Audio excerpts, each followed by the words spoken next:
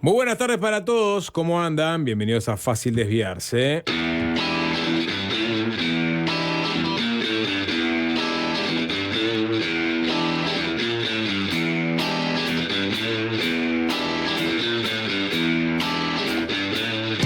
Exclusive.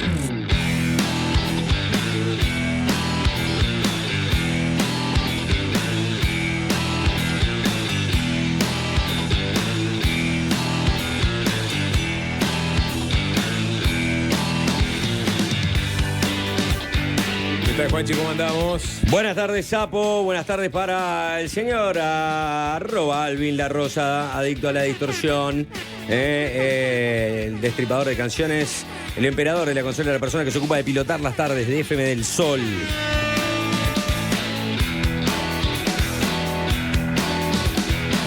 Buenas, Nicolás.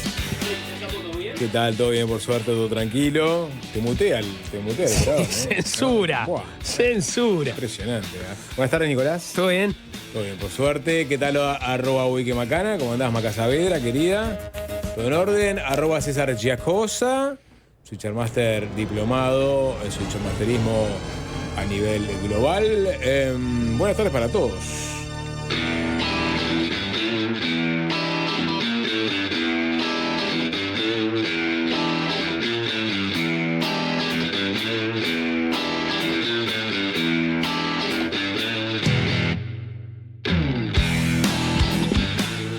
Bueno, ¡Saluden! Jeje. Saluden la democracia en El Salvador, que se nos va. Ahí está. Tenés. Un Bueno. saludito. ¿te querés Ahora- meterte un segundo en eso?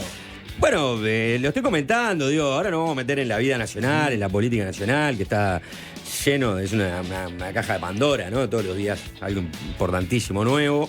Ya vamos a estar ahí, estamos calentando motores para llegar a ese momento que la gente siempre espera de nosotros, ¿no? Pero me parece relevante comentar lo que pasa en nuestro amplio continente. El continente americano. ¿Sabes lo que dijo Bukele sobre las críticas a la reelección indefinida que votó El Congreso. Parlamento? El Congreso, que está totalmente dominado por el buquelismo, pueden tener todo tipo de mayorías especiales que requieren, por ejemplo, la reforma constitucional de la Constitución de 1983 que permite la reelección indefinida. ¿Qué Dijo que prefiere que lo traten de dictador antes de que la inseguridad siga campeando en las calles. ¿No? Sí. Bueno, quizás escuché al salvadoreño de a pie, consultado por la CNN, qué pensaba sobre la reelección No, este indefinida. fue Bukele el que dijo eso. Y dijo exactamente lo mismo que dijo Bukele a nivel prensa y a nivel de redes. Bueno, lo que pasa es que los autoritarismos empiezan, ¿no?, a consolidarse en momentos de auge de popularidad. Eso son máximas, está estudiado, es lógico.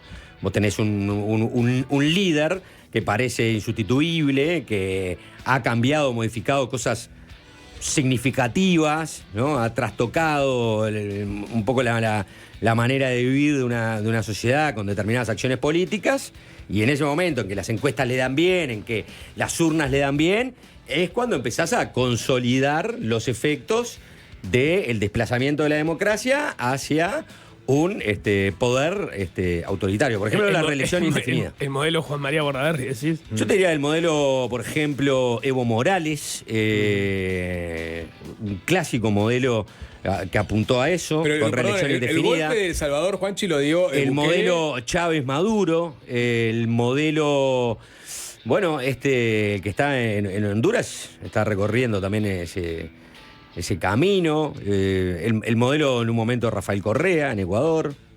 Te quería hacer la salvedad que dentro del Salvador y los más críticos de Bukele, incluyendo oposición y prensa, dicen que en realidad el golpe se dio en las pasadas elecciones cuando se habilitó la reelección de Bukele después de una reforma constitucional que derivó a su vez de un tribunal que estaba totalmente tocado por Bukele. Bueno, pero yo digo, al sapo, es decir, no es el sapo Sass, Sí, se lo cocina lento. o se lo cocina lento o se lo mata de una. Se lo cocinó rápido.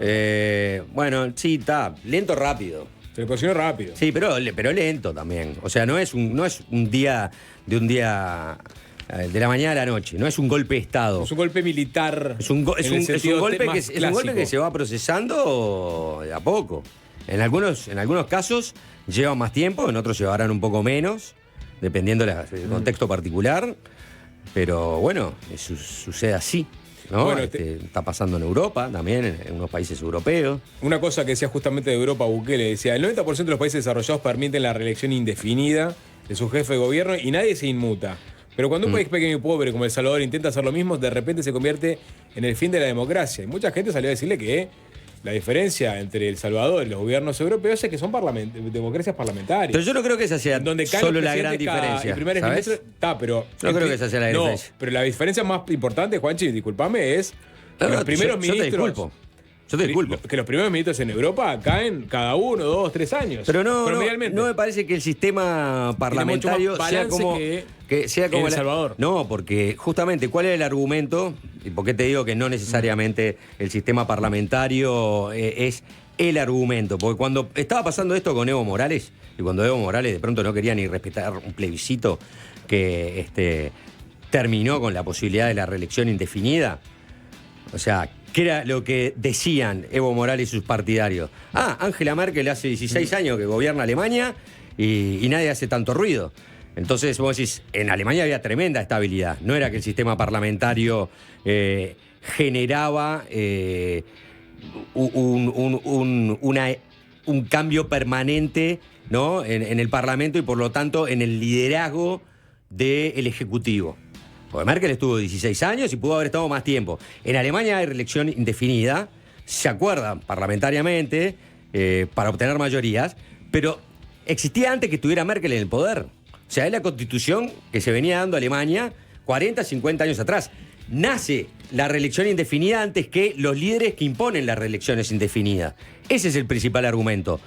Si Bukele quiere una reelección indefinida, dice, bueno, vamos a ponerlo de aquí hacia adelante. No, pero Bukele dice que los países... No para la próxima. Que los países desarrollados tienen reelección indefinida y nadie se queja. Y lo que te dice cualquiera es, justamente, los países desarrollados, en Italia, en Bélgica, capaz que en Alemania no, pero en otros países cada 2 o 3 años cae un gobierno y hay que conformar nuevo gobierno porque no tiene apoyo del Parlamento, el primer ministro. Es decir, realmente el contrapeso del Parlamento es muy importante. Para mí no es en el ese argumento, régimen. insisto. El argumento es que eso viene precedido de una constitución que tiene mucho más años que el liderazgo de alguien que en el momento de su mayor liderazgo y estando en el poder, corriendo su mandato, empieza a imponer el concepto de la reelección indefinida. Es decir, después de la Segunda Guerra se juntaron los países europeos y dijeron, ¿cuál va a ser nuestro sistema?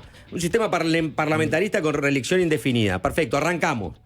Y así arrancaron. Perfecto. Pero no estamos discutiendo sobre ese punto. Bueno, por eso, pero por eso el hecho no es tanto el sistema parlamentarista, sino que se hubiera definido sobre un consenso político donde todavía no existía el líder que había tomado al toro por la guampa. Se ha dicho, no, ahora que tengo la popularidad, que tengo el control del Congreso, que tengo el control de la Suprema Corte, que tengo el control de todo, que la gente me quiere, reelección indefinida.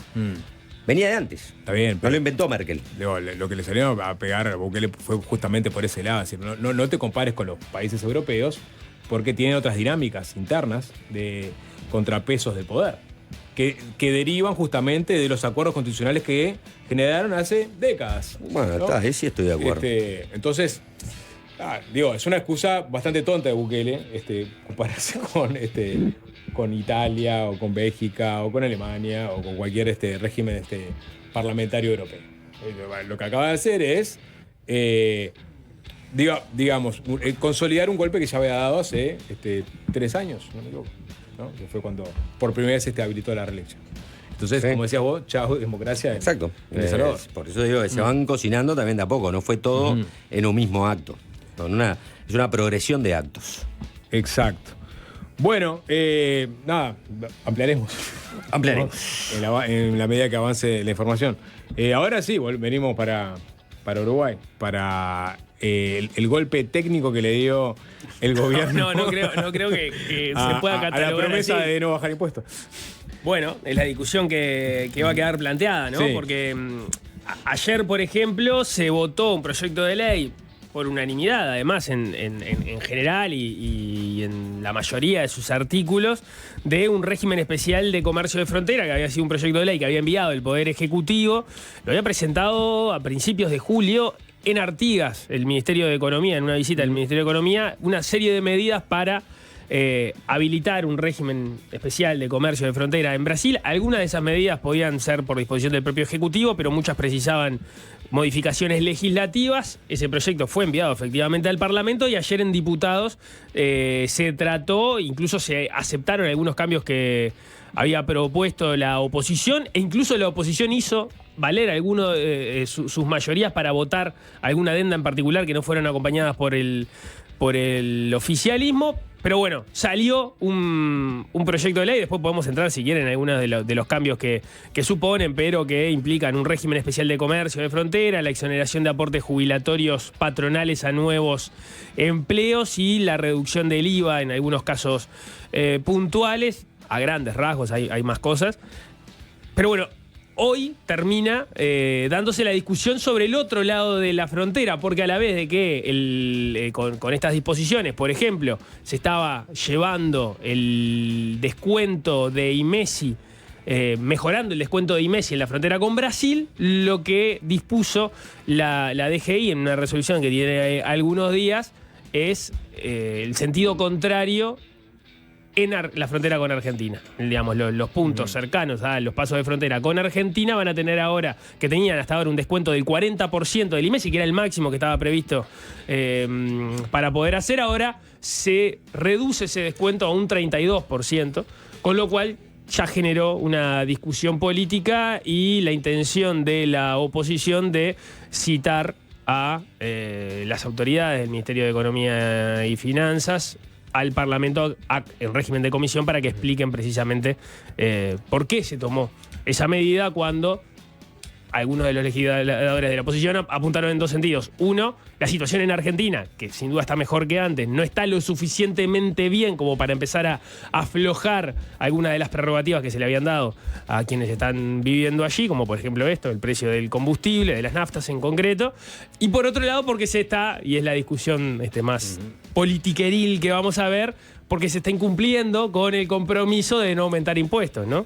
Así como el Frente Amplio en su momento decía, bueno, cuando vos redujiste el descuento del IVA en 2 puntos, cuando estabas pagando con plástico en el gobierno de la calle Pou, hiciste un aumento de impuestos, bueno, acá de alguna forma estás haciendo lo mismo y te habías comprometido a no hacerlo. Está bien, bueno, ahora entraremos en esa, digamos, la pata politiqueril, como dijiste vos, Nico.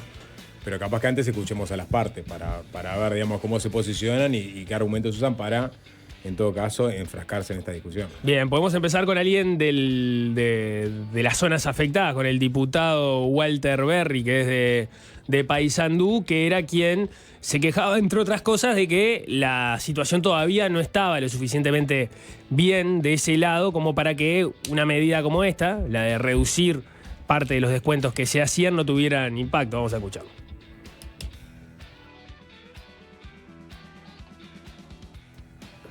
Bueno, no lo estamos escuchando, lo estamos viendo para quienes están siguiendo. Sí, quedó mudo Berry con la medida cuando se enteró. Vamos a probar ahora, a ver si podemos escucharlo. Ahí viene. Va, listo, 3, 2, 1. Bueno, no tiene sonido la conversación de Berry. De todas formas, podemos probar con algunas de las otras declaraciones. Por ejemplo, está Javier García Very también, fast, que estuvo hablando. De hecho, Javier García fue quien anunció, el senador del Partido Nacional, que esto iba a tener lugar, el llamado a las autoridades del Ministerio de Economía y Finanzas. Javier García sí fue quien apuntó a esto de que se estaba de alguna forma cayendo en un aumento de impuestos, algo a lo que se habían comprometido que no ocurriera. Leo la publicación que publicó Javier García. Vamos a citar a la Comisión de Hacienda del Senado, al Ministerio de Economía y Finanzas y a la DGI por la reducción del beneficio que se otorgaba en la compra de nafta en los departamentos del litoral, en la zona de frontera. Se otorgaba el 40% de rebaja de IMESI, se llevó a 32%, aumenta 8 puntos lo que se pagará y ahí pone mayúsculas García, es el primer aumento de impuestos del gobierno en departamentos golpeados durante años por diferencia cambiaria con Argentina. Tomar esta medida es nuevamente un golpe a sus economías, al empleo y a sus comercios. Bueno, ahora después nos tenemos con García, está Berry, ¿no? Para escucharlo, el hombre de Frontera. Bueno, en realidad el gobierno, ayer aprobamos una ley que es una buena medida, es una herramienta que le dimos para aplicar 3 medidas que van a favorecer de alguna manera o tratar de que la competitividad en la frontera sea mejor, y eso es una muy buena cosa y se la aprobamos. Pero 3 días antes el gobierno nos baja el descuento del IMESI en la frontera con Argentina para las ciudades de Salto, Paysandú y Fraiventos, de 40% que teníamos, que es el máximo que le permitía la ley, lo llevan a 32%. Y la verdad, si alguien cree que la situación con Argentina está resuelta, está pareja, no es así. Es decir, la frontera con Argentina sigue siendo dispara en perjuicio nuestro. Y cuando uno incentiva el consumo del combustible es cuando se generan esas idas masivas hacia la otra orilla. Y ya que va por una cosa, aprovecha a hacer otras. No todos los productos tienen una diferencia tan baja como dicen los estudios. Algunos dicen que hay una diferencia del 14%. Sí, pero no en todas las cosas. En muchas cosas hay diferencias hasta más del 30%. Y en el combustible, si le quitamos ese beneficio, lo que logramos, en definitiva, es el efecto contrario. Logramos nuevamente incentivar a que crucen hacia la Argentina y ya que cruzaron aprovechan a comprar alguna otra cosa. Creo que es una medida en la dirección contraria a lo que buscaban con este proyecto de ley que aprobamos por unanimidad además anoche. ¿Se aprovecha o se apura el gobierno al hacer al levantar esta medida y haciendo consideraciones que son de corto plazo? Yo creo que sí, yo creo que no hay mala voluntad. Creo que el ministro de Economía seguramente no lo percibió en tiempo y forma. Bien, por ahí lo que decía Berry, podemos escuchar también lo que decía el senador Javier García en sala, que se refirió a esto en el plenario. El impacto de la diferencia cambiaria en el litoral uruguayo con respecto a la moneda en el lado argentino en los últimos años fue tremendo, un desastre. Uno de los elementos, de los insumos que más tracciona es el combustible. Usted lo sabe muy bien, señora presidenta, por sus anteriores responsabilidades. Se tomaron medidas con respecto a el IMESI y la reducción que se hacía del mismo en el pago de combustible con tarjetas. Pero, llamativamente, en un decreto de hace muy pocas horas, del 31 de julio, se redujo el beneficio y se llevó del 40 al 32%. Lo que fue de un impacto tremendo. En el mismo momento que el Poder Ejecutivo, bien hecho, manda un proyecto de ley que se consideró anoche en la Cámara de Diputados, para medidas de frontera vinculadas básicamente a nuestra frontera norte y este con Brasil, en el mismo momento disminuye los beneficios en las circunstancias de frontera para los combustibles en el litoral. Es una contradicción tremenda. Entonces, si 2 puntos de beneficio del IVA en las compras con tarjeta fue un aumento de impuestos, ¿qué serán 8 puntos de IMESI en los combustibles que se adquieren en el litoral en franja de frontera? Un aumento de impuestos. Quizás el primer aumento de impuestos de esta administración, que va teledirigido, va enfocado con láser a quienes, a los uruguayos que más han sufrido la diferencia de cambio con Argentina, que son nuestros compatriotas del litoral. Masazo tuvieron, masazo llevan ahora. Bien, ¿y qué decían desde el oficialismo? La prensa consultó a Julieta Sierra, que era quien ayer, por ejemplo, llevaba la voz cantante en la discusión en el plenario, porque es la presidenta de la Comisión de Hacienda que precisamente había tratado este proyecto de régimen especial de comercio de frontera. Vamos a escuchar lo que decía.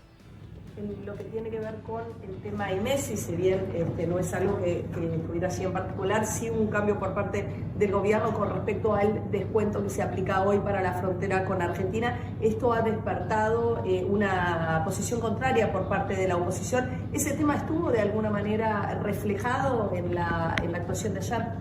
Estuvo en algunas intervenciones, sí, y se elaboró una minuta de comunicación que trabajaremos en la Comisión de Hacienda, que es donde se encuentra en este momento. Por supuesto que es atendible y es de recibo el planteo.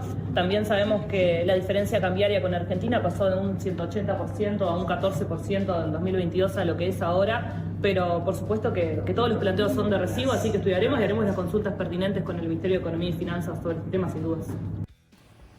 Bien, ahí está la clave de la discusión, ¿no? De 180% al 14% en el promedio. Hay que ver después el tema combustibles puntualmente cuál es la diferencia. La diferencia en materia de combustibles creo que justamente con el descuento es prácticamente el mismo. O sea, si vos tenés el descuento del IMESI, es prácticamente lo mismo que cargar en Argentina. Lo que debe tener en cuenta también ese 8%, quizás sea que en el último tiempo hubo más de un 8% del aumento del tipo de cambio en Argentina y algo así como el 2% en Uruguay. Entonces, puede tener que ver con decir, bueno, de 40 pasemos al 32. Eso nos permite recaudar un poco más, pero nos permite mantener un equilibrio de precio entre los combustibles con la frontera. Ese 8 en realidad es lo mismo que se aumentó en Brasil el descuento, que pasó del 24 al 32. Bueno, 8 puntos que subió el descuento del IMESI en el lado brasilero y que se descuenta en el lado argentino, que estaba en el máximo posible, que era 40. Pero el Telégrafo publica hoy, a partir de esta noticia, más o menos cómo les da la cuenta a ellos, que están ahí en la frontera. Dice que con este cambio se reduce en algo más de 6 pesos por litro de nafta la devolución que se hace a quienes viven en un radio de 20 kilómetros de los pasos de frontera y adquieran nafta con medios electrónicos. Sacan la cuenta de que eso representaría unos 250 pesos más para llenar un tanque promedio, pasando, y dicen una vez acreditada la devolución, a 53,52 pesos por litro la nafta super, mientras que en la vecina orilla, dependiendo del sello, la nafta se vende entre 45 y 50 pesos uruguayos. O sea,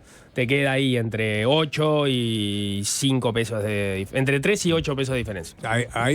Ahora vamos a agregar un audio más, que es el de Martín Valcorba, el subsecretario de Economía, porque en definitiva, digamos, el hilado fino de los números de por qué toma la decisión de aumentar o disminuir la devolución de IMESI en la frontera con Argentina, y a la vez que toma la decisión de aumentar la devolución de IMESI en el lado de frontera, tiene que ver con lo que ellos evalúan que se puede retocar en función de la diferencia cambiaria.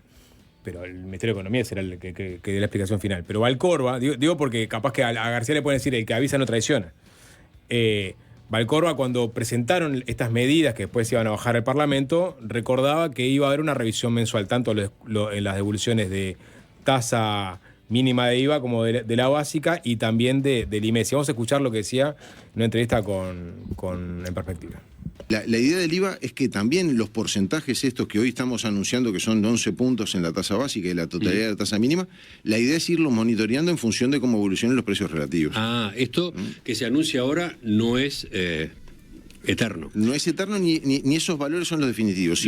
Si mañana el diferencial de precios con Brasil se ampliara, eventualmente podríamos aumentar la rebaja del IVA. Si se fuera acercando y ya la diferencia no fuera tan grande, eventualmente se podrían reducir.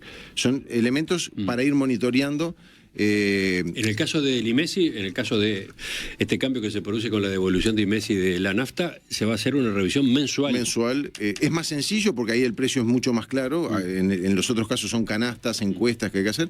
Acá es un precio promedio del lado brasileño, un precio promedio del lado uruguayo, y en función de eso se irá determinando mensualmente cómo evoluciona esta rebaja del IMESI. Seguimos, vamos a...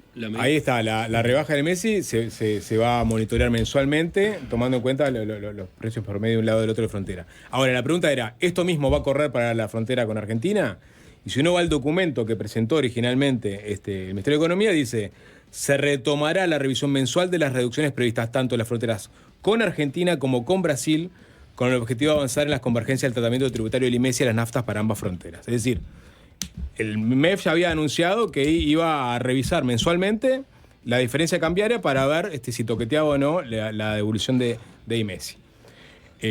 Hay que ver ahora cuál es el criterio que tomaron para hacer este aumento, esta rebaja en la devolución en la frontera argentina. Que tiene que ver con números, ¿no? Vos planteabas lo que dice. Bueno, los números del Telégrafo es que son 250 pesos que te ahorrás llenando un auto en Argentina. 250 pesos más caro saldría ahora con este cambio, pero la diferencia de llenar el tanque con si lo llenas en Argentina o acá, de acuerdo a los números que pone el telégrafo, serían el máximo 250, podría ser mucho menos. Claro. Porque esos 250 pesos sale de una reducción de 6 pesos el litro, más o menos. En el máximo 250 pesos. Claro. Y el Ministerio de Economía, seguramente en base a este dato, dice, podemos no devolver tanto IMESI como estamos devolviendo. Claro, es que parecería claro, pero hay que ver también, digamos, que las explicaciones aparezcan. De hecho, escuchábamos a Julieta Sierra del Frente Amplio decir que a ver qué es lo que dice la economía. Claro. Y lo que dijeron, bueno, hicimos una minuta de comunicación, a ver cuáles son las explicaciones que dan. Daría la impresión que tiene que ver con eso. Vos tenés regímenes especiales que tienen que ver con las situaciones puntuales que se están dando en la frontera. Parece de sentido común que en la medida que se cambie el foco de preocupación y afloje la diferencia en el lado argentino, las medidas dejen de tener sentido, a menos que quieras subsidiar de una forma reparatoria. O que se revisen las medidas. Claro, este gobierno entró con la idea de revisar mensualmente las diferencias cambiarias para tomar... Ahora el problema lo tenés en Brasil más que en Argentina. Claro, esa es la realidad. Y el gobierno dice que va a usar la misma herramienta para la frontera con Brasil como con Argentina. O sea, mismas herramientas y dependiendo de las complicaciones se aplicarán en un lado o el otro. De hecho, el proyecto de ley, esto creo que fue una incorporación que se hizo a partir de una propuesta de la oposición, pero está en el proyecto y este fue uno de los puntos que fue votado por todos. Toma la definición de la creación de un Observatorio Nacional de Frontera que tendrá por cometido relevar, analizar, publicar indicadores económicos, sociales y de precios relativos en los territorios fronterizos, al menos con frecuencia semestral, y formular alertas y recomendaciones de políticas. O sea, es un observatorio que, de acuerdo a lo que establece el proyecto de ley, involucraría a los gobiernos departamentales, a la Universidad de la República, a las universidades privadas, instituciones académicas con presencia en las zonas fronterizas, justamente para analizar el impacto de este tipo de medidas y eventualmente hacer alertas y recomendaciones de política en función de cómo se vayan dando los precios en frontera. Supongo que esta decisión de micropolítica, el Ministerio de Economía habrá tomado la resolución pensando en mantener un equilibrio, en definitiva, no hacer que los conductores salgan corriendo a Argentina a volver a cargar sus autos, sino que los carguen en Uruguay y recaudar un poquito más, bajando ese beneficio del 40 al 32. Y bueno, si pensás en la decisión y le buscas cierto sentido común, es eso. No vamos a perder recaudación, porque ahora van a decir todos, no, es un disparate, ahora conviene cargar de vuelta en Argentina, pero a la vez, bueno, ya vamos a manotear un poquito más de acá, ya que estamos, ¿no? Porque si la diferencia no es tan grande... vamos a meterle un mordiscón. Sí, que no es un mordiscón porque vos estás haciendo renuncia fiscal por el otro lado atendiendo la situación de frontera en Brasil. Es un mordiscón, no importa cuál es la... No es un mordiscón. Porque el principal mordiscón no es la renuncia que vos haces del otro lado de frontera. La principal renuncia es la que haces a las cuentas públicas en general. Claro. Y bueno, es muy fácil. Si yo a los tipos que cargan en el litoral, más allá de toda la situación que vivieron y que los hizo pelota la diferencia cambiaria en Argentina, no solo a los que estaban viviendo con comercios en el litoral, también afectó a la industria farmacéutica uruguaya. Es decir, porque la gente iba corriendo a la farmacia de Buenos Aires a comprar todo tipo de productos. Entonces ni siquiera era una cuestión solo fronteriza. Entonces en un momento vos tomás una medida que es una reducción, ¿no? La exoneración de un impuesto. Ese impuesto impacta directamente en las cuestas fiscales. Sí. Entonces el primer punto es todos los uruguayos aceptamos, ¿no? A través de que el gobierno decide, bueno, estos son los uruguayos que están pasando el peor momento. Entonces a ellos vamos a subsidiar. Después, si querés, puedo decir, bueno, en realidad ahora es una compensación entre dos partes del Uruguay, los que están contra Brasil y los que están con Argentina. Como ustedes no están tan mal ahora, le sacamos un poquito porque le vamos a aumentar un poquito a estos otros. Pero en definitiva, la cuenta pública es siempre la misma. Es la cuenta pública del país. Sí, no, pero lo que pasa es que hay algo que es un punto de equilibrio en el cual, según la reducción que vos des, si te afecta o no te afecta, que se vayan para el otro lado. Evidentemente, claro, la estimación en este caso es que vos sacás parte de esa exoneración y como te van a quedar los precios bastante parecidos, igual la gente no se va a ir hasta Argentina a cargar nafta. Sí, vos no querés perder la recaudación.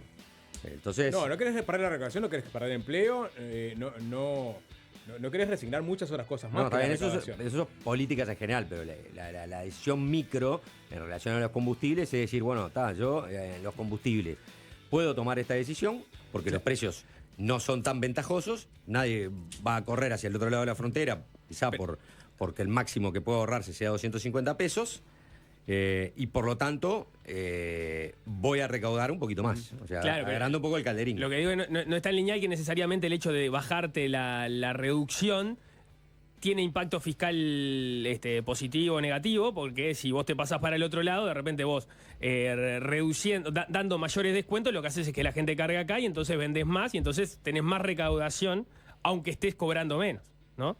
Es parte de la cuenta. Que una variable aparte que es cuánto recaudás vos en frontera argentina versus cuánto recaudás vos en frontera brasileña. Pero eso supongo que es en función de por qué, o el fundamento de por qué se toma esta decisión. Sí, claro. Eso está claro. O sea, hay una política, te lo explicito con el IVA, ¿no? O sea, se tomó la decisión para comercio de frontera, hasta a menos de 20 kilómetros de un paso de frontera, va a haber una reducción total del IVA mínimo y un 50% de la tasa básica, ¿no? Ahora, dice a texto expreso, el Poder Ejecutivo determinará sobre qué frontera se aplicará en función de las diferencias en los niveles de precios. Es decir, va a haber la diferencia de precios entre un lado y el otro y va a determinar si sigue con el descuento o no sigue. Es una herramienta que me parece que si está bien aplicada, dice, relevadas mediante indicadores objetivos. Si está bien aplicada, es una herramienta sensata, ¿no? Hay que ver si esta decisión puntual de disminuir la devolución de Messi en la frontera argentina fue sensato o no. O sea, ¿cómo se explica en función de la diferencia cambiaria o de diferencia de precio con Argentina? A lo que voy, sin saberlo, porque no escuché a nadie del Ministerio de Economía decirlo, me parece evidente que fue sensata. No creo que haya sido totalmente azarosa. Che, vamos a darle un 8% o menos. En fundamento de que tengo ganas. No, está bien, no. Obviamente que la diferencia de precios un fundamento tiene atrás. La conocemos todos. Si no está estudiada, entonces Argentina está mucho más cara para Uruguay. Eso está claro, el fundamento lo tenemos todos. O sea, nadie hoy día... No, el fundamento, yo no lo tengo el fundamento. Vos el fundamento que tenés es, ahora Argentina se equilibró con Uruguay. Pero ¿cuántos autos cargan? ¿Cuánta nafta se está vendiendo? ¿Cuánto es el precio de la nafta de un lado y del otro? ¿Cuánto podría llegar a afectar la venta de nafta, achicar el descuento acá? Todo eso son cosas que tiene economía. Que tiene economía, porque son los datos de cómo están vendiendo las estaciones de frontera, de cuántos uruguayos pasan a cargar al otro lado, de cuánto puedes subir para que sea razonable que vos no cruces la frontera, porque para llenar un tanque decís, bueno, está, me ahorro 150 pesos, pero tengo que cruzar la frontera, o sea, tanto no me ahorro, al final no me ahorro nada. Es más, me da pereza. Y como decía Berry, bueno, capaz que voy y compro alguna cosa ya del otro lado, sí, pero depende del producto. Hay productos que ahora están más caros del otro lado que en Uruguay. Sí. Entonces, en definitiva, si querés cruzar a comprar determinados productos, no lo vas a hacer por el combustible. Si la diferencia, en tal caso, es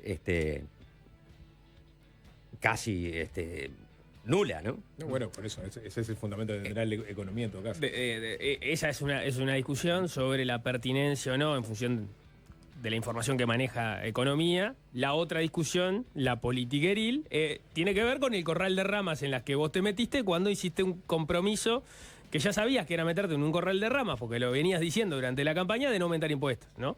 Porque ahora, sí, vas a tener que, digamos, yo creo que nadie piensa que cuando se hace un compromiso de no aumentar impuestos, medidas que en definitiva son de emergencia o para atender situaciones coyunturales como esta, queden incluidos ahí, máxima cuando además estás haciendo la misma reducción por otro lado, claramente estás equilibrando prioridades. Lo que pasa es que si cada vez que... Pero fue compromiso en el cual te metiste, y no solo eso, sino que lo habías cobrado mucho en el periodo anterior. No es aumentar impuestos. Y con la tarjeta de débito no era aumentar impuestos. Bueno, lo que pasa es que se crea un relato político que habla que tocar cualquier cosa que está dentro de las posibilidades de recaudar un poco más, un poco menos, en función de cuáles son las necesidades en ese momento de la caja país. Entonces, en el relato político, cualquier cosa que se toque es un aumento de impuestos. Aumento de impuestos es si vos agarrás y subís el IVA, de verdad, no si terminás con parte de un descuento. O sea, aumentás el IVA. Si pasás a que el IVA tenga 24%, que sea, si vos agarrás la franja del IRPF y la subís porcentualmente, o si aumentás un 1% del impuesto a los ricos, esos son aumentos de impuestos. Porque después... No necesariamente. Yo estoy en contra de cuando después vos cómo medís o no, la misma discusión, la misma discusión que se genera. ¿Cómo hacemos para tomarlo? ¿Lo hacemos por inflación o por índice medio de salario? Bueno, cuando nos conviene, lo hacemos por un lado, y cuando nos conviene por el otro. Agrandamos el cadena. Eso es aumentar impuestos. No, impuesto para la gente es... ¿A mí me sale más caro este producto? Está, pero entonces la inflación es un impuesto. Entonces la inflación es un impuesto. Sí, la inflación es un impuesto. Pero con más jodido de todo. Pero con una decisión política, muy puntual, como por ejemplo esta, o como por ejemplo quitar la devolución de los puntos de IVA con pago electrónico. Si es a los efectos, por un lado, del Estado de recaudar... Si yo te puse un subsidio del 40 en un momento y ahora te saco 8, yo no te estoy aumentando impuestos. Bueno, es un disparate. En el relato político queda divino, pero mira, yo te lo matizo mucho esto, porque y todavía me faltan elementos para poder matizarlos aún más. Porque si vamos a discutir de micropolítica, vamos a entrar con todo. Yo le digo que no es lo mismo esta política que parecería ser una política más holística, en el sentido que trata de identificar los problemas puntuales que hay en un lado u otro del país, en las fronteras, y en función de eso aplicar una herramienta de un lado o del otro. Entonces, bueno, acá te puedo aplicar un poquito más de devolución de Messi, acá menos, porque la diferencia de precios es una cosa, esta herramienta, que la definición que se tomó, que tenía un argumento también, de quitar la devolución de 2 puntos de IVA con pago de tarjetas, ¿Por qué? Porque acá ¿cuál fue el argumento del gobierno pasado?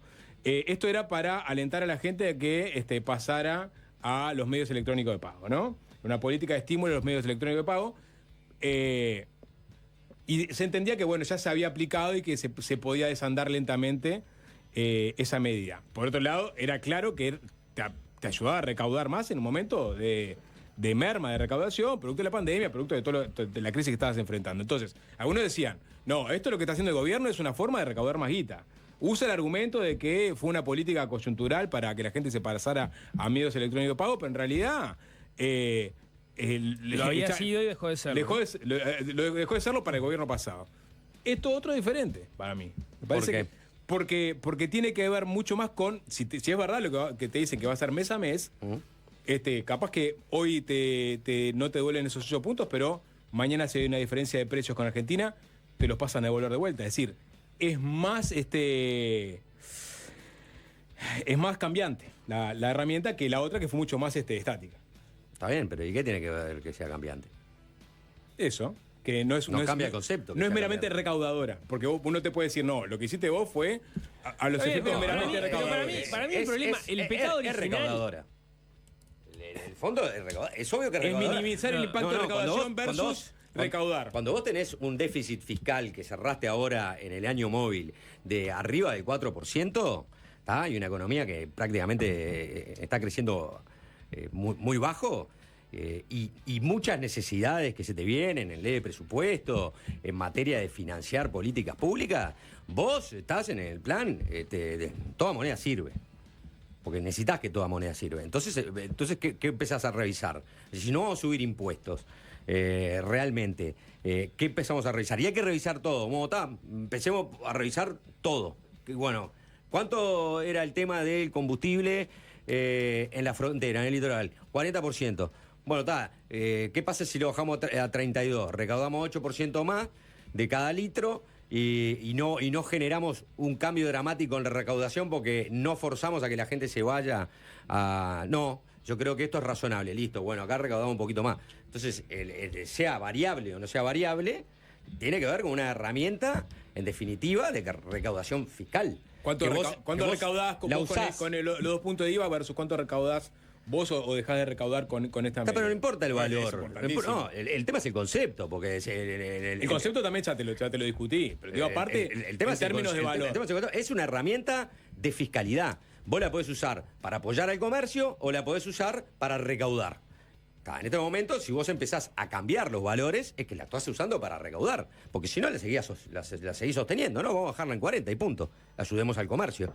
Porque a nadie le viene mal pagar menos por combustible, ¿no? Pero no, te lo están cambiando. Es una medida excepcional eso. En definitiva, es una herramienta fiscal. Siempre, todas son herramientas fiscales. No importa si es por, por 2 palos o por 40. Si vamos al concepto de la discusión, digo. Para mí, el foco en esta discusión debería estar, o por lo menos en este punto que estamos discutiendo, en que el pecado original es asumir compromisos muy literales que no tiene sentido que los gobiernos se comprometan a hacer. Eso está bien. No comparto.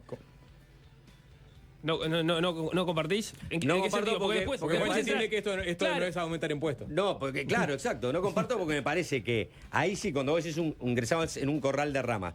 Lo que pasa que en parte ingresaste en un corral de ramas porque vos estuviste midiendo, exacto.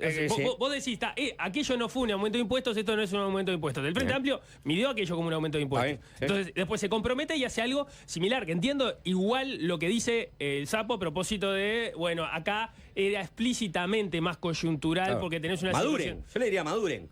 Dejen de señalarse, de a ver si vos cambiaste esto y entonces aumentaste impuestos, porque en este momento necesitas recaudar más que otra cosa, porque estás en determinada situación. Pero entonces no prometas que no vas a aumentar impuestos. Prometé cuál va a ser tu política y tu mirada sobre la economía y sobre los impuestos, no sobre si vas a hacer una modificación o no, sobre cómo los mirás, cómo los entendés. Y no prometas algo que no sabés que va a pasar, si lo podés cumplir o no lo podés cumplir. Retirar parte de un subsidio que vos en algún momento pusiste por una situación especial no es aumentar impuestos. Aumentar impuestos para mí es aumentar impuestos. Ya lo expliqué, no lo voy a volver a explicar de vuelta. Entonces, si quiero quedarme con la definición más estricta de un aumento de impuestos, es decir, tomar el sistema tributario, mirar cómo se paga el sistema tributario y porcentualmente aumentar los impuestos, es una cosa. Ahora, si yo te quito una exoneración que te di por un proceso particular, no te estoy aumentando impuestos. Te estoy rebajando en tal caso la exoneración. ¿Y si te reviso exoneraciones impositivas? ¿Es un aumento de impuestos o no es un aumento de impuestos? Y bueno, pero hay que ver son exoneraciones impositivas. Los impuestos ya existen, pero son un montón las exoneraciones impositivas. Sí, pero ¿qué tipo de exoneraciones impositivas estás hablando? ¿La que tienen un contrato de antemano o las exoneraciones que son generales? No, para la general. Para la general sí, perfecto. No, si tenés un contrato, si vos viniste con determinadas reglas, nadie va a cambiarte las reglas. Pero en este término decís, bueno, para las estaciones de frontera es un 40% por las circunstancias en las que estamos. Se equilibró la circunstancia, bueno, ahora te saco un 8%. ¿Es un aumento de impuestos? No, te estoy retirando parte de un subsidio. Estoy retirando parte de un subsidio, porque el tipo que carga en Montevideo está pagando parte del espacio fiscal que se está generando... Porque vos estás viviendo una situación particular que todos entendemos que es jodida y por eso te estamos dando políticas focalizadas para tratar de atender esa situación. Si vemos que la situación cambió relativamente, empezamos a retirar cosas y eso no, estás aumentando impuestos. No estoy aumentando impuestos. Estoy retirando políticas que puse particularmente para una situación que tenía que ver con políticas para alivianar la situación de los comercios, por ejemplo, de las personas que viven en el litoral. Eso ya no está, bueno, yo empiezo a modificarla, porque el espacio fiscal, y ahí insisto, es el mismo. Entonces, ¿en qué momento deja de ser un subsidio para atender una situación especial o queda establecido como un beneficio? Porque si no, en el momento pasa a ser un beneficio. Para mí la discusión no es esa, es perder el tiempo diciendo...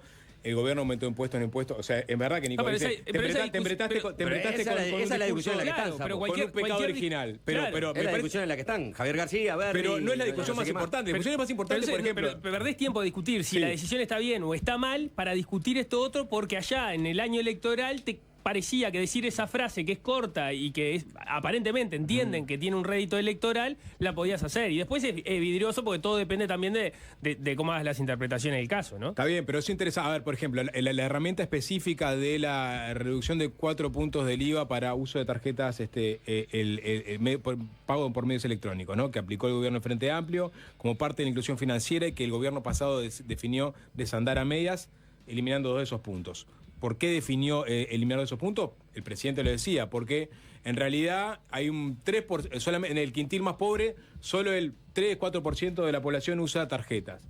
Y ese fue el argumento por el cual dije, esto no es justo, es una exoneración injusta donde se le da beneficios, en todo caso, a los quintiles con más ingresos. Ha cambiado eso, ¿no? Y bueno, lo que salió a decir otras personas, Martín Valcorra, fue eso es información desactualizada. Hoy día está muchísimo más extendido el uso de medios electrónicos en toda la población. Entonces, esa discusión quedó ya de por sí quedó huérfana en su momento. Quedó, digamos, no hubo una resolución final, no hubo nadie que dijera, no, tiene razón este y tiene razón el otro.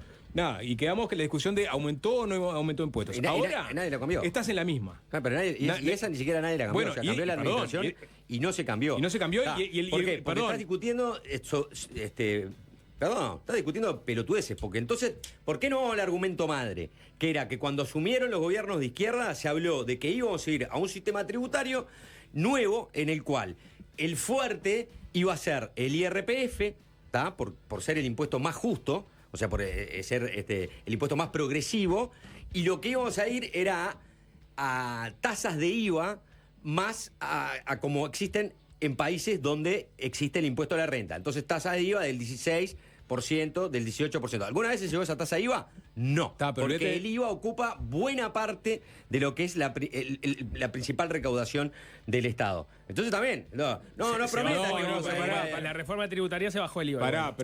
Sí. Sí, pero nunca llegamos a la tasa. En 16 no, estabas tuviste en 18 en el mejor momento. Está momento. bien, pero si vos vas a los años de la reforma tributaria, el planteamiento era, bueno, vamos a avanzar por acá y vamos a reducir el IVA pero termino con el planteo. A tasas europeas. No pasó nunca. No, pero termino el planteo. O sea, así como nunca terminaste con una resolución sobre la discusión de fondo de si reducir o no esos 2 puntos, acá el foco en realidad es si la herramienta que está incorporando el gobierno es sensata, es eventualmente efectiva, y si el aumento, la reducción y la devolución que decretó para la frontera con Argentina está ajustada a la realidad o no. Esa es la discusión que tenés que tener vos hoy, ¿no? Si es un aumento de impuesto o no, porque prometió. Está bien que vos solo te empretaste en eso, pero nunca terminamos de discernir, digamos, la discusión más importante y más fina, porque nos vamos a el pecado original, que es prometió no subir impuestos. ¿Entendés? Y en eso que a veces morimos en esa. ¿No? Sí, digo, a ver, vamos a cerrar esta discusión ahora y por estas mismas medidas Uruguay no va a pegar un salto a la OCDE, ¿no? O sea, ni mucho menos. No, claramente no. O sea, porque estás hablando de... Pero tenés que pedir sensatez, sensatez. ¿A quién le tenés que pedir sensatez? En la discusión política. ¿A quién? A todos los actores. Te vas a morir pidiendo sensatez. Sapo, te vas a morir pidiendo sensatez. Pero es parte de la política, y más hoy en día, que es parte de ya una política que está súper instalada, que es cobrar todas.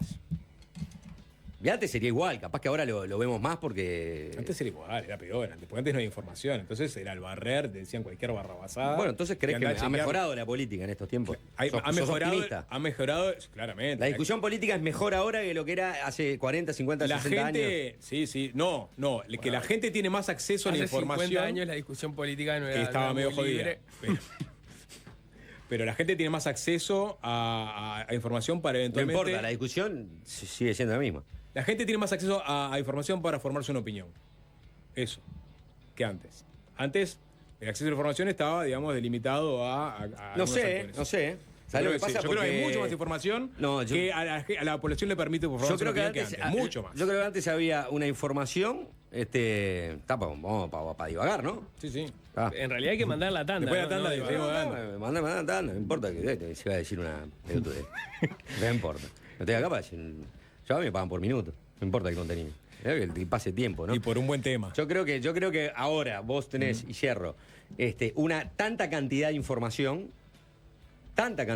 y tantas microdiscusiones que es al revés, estás más desinformado.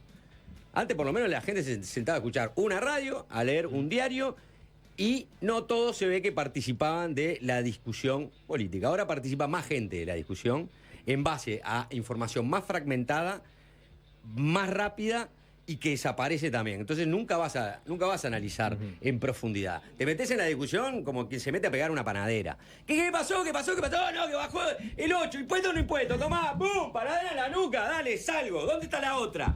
¿Dónde está la otra discusión? Allá, ¿qué están discutiendo allá? Están discutiendo si el omelete, ahí voy yo, dale, pego panadera y me voy. Voy a cerrar con información. De Ministerio de Economía me dicen que efectivamente se va a monitorear mensualmente la evolución de la diferencia de precios de Uruguay Argentina y de Uruguay Brasil con respecto a la devolución yo quiero saber los fundamentos ahora. No que se va a monitorear. Eso asumo que sí, porque digo, si no. Y se tiene que ajustar ¿Para qué le pagamos y el decreto sueldo? Reglamentario dice que se tiene que ajustar todos los meses. Y efectivamente lo que sucedió es que, en base a la evidencia que tenían, ajustaron. ¿Qué evidencia? Bueno, ahora Sacá un comunicado. Listo. ¿No?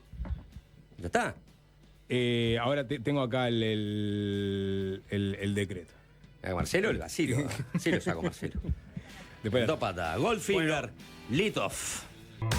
La semana que viene, la Cámara de Diputados tratará el proyecto de ley de eutanasia que fue aprobado en comisión el pasado 16 de julio. Ha sido un largo proceso de debate. Hay que recordar que la iniciativa se analizó en el periodo pasado a partir de una propuesta del diputado colorado Ope Pasqué, que si bien avanzó en esa Cámara, la de Diputados, fracasó luego en el Senado. Mientras se daba esa discusión política en el Parlamento, de un modo mucho más íntimo y humano, tenía lugar un intercambio similar. El uruguayo Fernando Sureda, quien por esa época atravesaba una etapa terminal de su enfermedad de ELA, y el médico paliativista español Enrique Benito, mantenían una serie de encuentros virtuales en los que debatían sobre este asunto, mientras tejían una amistad que quedó registrada en el documental Hay una puerta ahí, de Juan y Facundo Ponce de León. Fernando Sureda, quien había sido inspiración para Ope Pasquet para la presentación de su proyecto en el 2020, de hecho en su exposición de motivos de proyecto lo mencionaba, ya no está con nosotros. Sin embargo, Enrique Benito sí.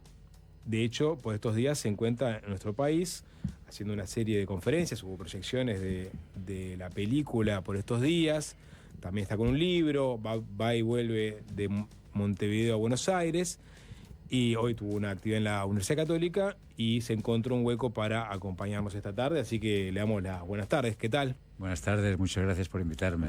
Buenas tardes. Para los que vieron la película, esa voz es, digamos, es inconfundible por ese tono que transmite, si se quiere, algo de paz, ¿no? De sosiego, de tranquilidad, en esas comparaciones con Sureda, que estaba siempre un poco más exaltado, ¿no? Para los que no la vieron, véanla y después tomará otra relevancia quizás esta charla. Pero antes de meternos con esta historia, preguntarte si tiene algo que ver con que en el Parlamento se esté tratando en estos momentos el proyecto de eutanasia, o es una mera casualidad. Yo no tengo nada que ver con la ley de eutanasia en Uruguay, ni el Parlamento uruguayo, ni la película tiene que ver con la eutanasia, tiene que ver con la amistad, el amor, el acompañamiento. Yo sé que la quieren emplear de ambos lados, a favor y en contra, tirándose la película. Yo eso no quiero entrar en ese debate porque no es mi profesión ni mi interés. O sea, yo soy médico paliativista y creo que en la película se muestra muy bien el proceso que hago de acompañamiento de Fernando, ¿no? Yo estoy aquí porque coincidió que este año, precisamente, en enero, murió mi hermana, que yo acompañé, que por cierto, antes de morir me dijo Enrique, los que tienen miedo a la muerte están bien mal de la cabeza, ¿verdad? Y entonces, al cabo de un tiempo, murió mi hermano también, una persona con discapacidad intelectual profunda, que tenía 74 años, y después de estas dos, que aunque yo soy profesional y acompaño gente cuando te afecta tan directamente, yo me sentí un poco, entonces empecé a mandar algunas notas a mis amigos más íntimos, y uno de mis mejores amigos son la gente de Mueca, de Sureda, la familia Ponce de León. Entonces le mandé unos WhatsApp contando la historia del acompañamiento de mi familia y me empezaron a mandar WhatsApps de cariño, de Gallego, vente para acá, hacemos un asado, te mandamos un abrazo y por eso estoy aquí. Bien, ya que incorporaste a los hermanos Ponce de León, la génesis de esta película tiene que ver justamente con la muerte de Fernando, un mensaje que decías vos que venía de más allá, ¿no? Y era en verdad el material bruto de las conversaciones, ¿no? Ahí está un poco el inicio de esta historia. Sí, efectivamente, porque Fernando, él me había sugerido que hablara con Mueca. Empezamos a pedir permiso para grabar nuestras charlas, porque yo soy profesor, doy clases, y es un caso complejo que yo quería enseñar a mis alumnos. Y él me dijo, no, para tus alumnos, vamos a hacer una serie de Netflix, y la voy a pedir a partir de Scorsese que la dirija él, porque era un tío muy lanzado, ¿no? Pero un momento dado, después de bromear y esto, me dijo, tienes que hablar con los de Mueca, que son una gente que hace las cosas muy bien. Y efectivamente, después de fallecer Fernando, cerramos el duelo con la familia, pedimos permiso y le mandé, pues no sé si eran 12 horas de grabación, más un montón de correos y tal, a Facundo. Dije, mira, tengo un mensaje más allá para ti, yo no te conozco de nada, pero que me dijo Fernando, es verdad que vieras esto. Y a partir de acá empezó el viaje. Benito, la parte de lo que cuentas, que es interesante, es que justamente todas estas charlas no fueron pensando en una película. No, para nada. Después sí, sobrevino en definitiva una película. Y tú decías, estos son diálogos, charlas, es una película. Ahora que sí es una película que tienen temas más profundos o que va de la amistad, o que va de la muerte, de la aceptación de la muerte, de la vida en sí mismo, ¿no? O sea, temas a veces más mundanos, a veces súper existenciales, ¿no? Sí. Sin embargo, parece haber una discusión prácticamente ontológica, que es eutanasia versus cuidados paliativos, ¿no? Esa es una discusión que solamente tienen los periodistas, no está en la realidad. O los políticos. O los políticos que tienen que... No. Los de paliativos tenemos muy claro esto. Y si quieres te puedo explicar mi experiencia. Soy 50 años como médico, más de 5.000 pacientes atendidos, 5 peticiones de eutanasia, 4 de ellas las he revertido, acompañado, una de ellas es Fernando Ciudad, y la otra le ejecuté yo a los 37 años, cuando podía haber ido a cárcel porque en España no había... no estaba legalizado. Prohibido.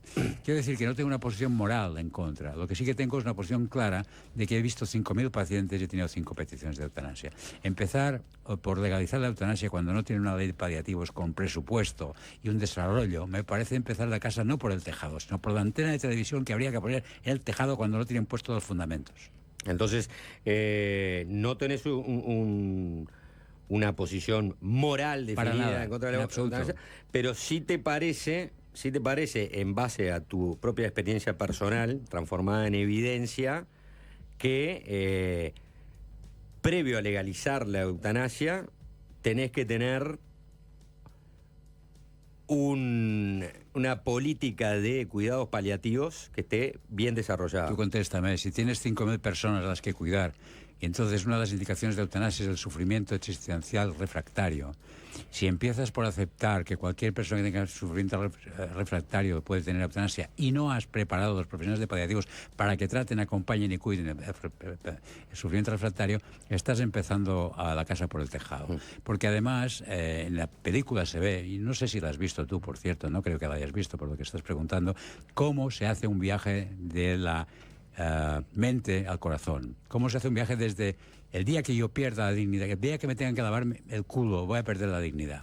Y al cabo de 20 minutos, 40 minutos de película dice, Enrique, tengo otra dignidad. Y yo me he dado cuenta que esto era una milonga que me había contado. Realmente, ahora mismo ya no me quiero morir, porque me siento muy bien acompañado por los mismos. Este es el viaje que hacemos en cuidados paliativos cuando cuidamos y acompañamos. Entonces, la ley de eutanasia me parece una oportunidad para las personas que lo necesitan, y estoy de acuerdo en que la haya, y es una foto barata que hacen los políticos si creen que con eso han resuelto el problema. No han resuelto más que el 1 por 1000 de los problemas que tienen ustedes. Tienen unos buenos desarrollos de los cuidados paliativos en su país, con una buena cobertura, pero les falta muchísimo de profundización en la formación de los propios profesionales en cuidar y acompañar el sufrimiento. Enrique, cuando hablamos con los directores de su momento, cuando salió la película, hablamos con Salvador también. Ahí surgió, obviamente, esta charla, pero también surgió otra cosa, ¿no? Que es, no todos tienen un Enric para intercambiar. No todos los pacientes en agonía, Sí.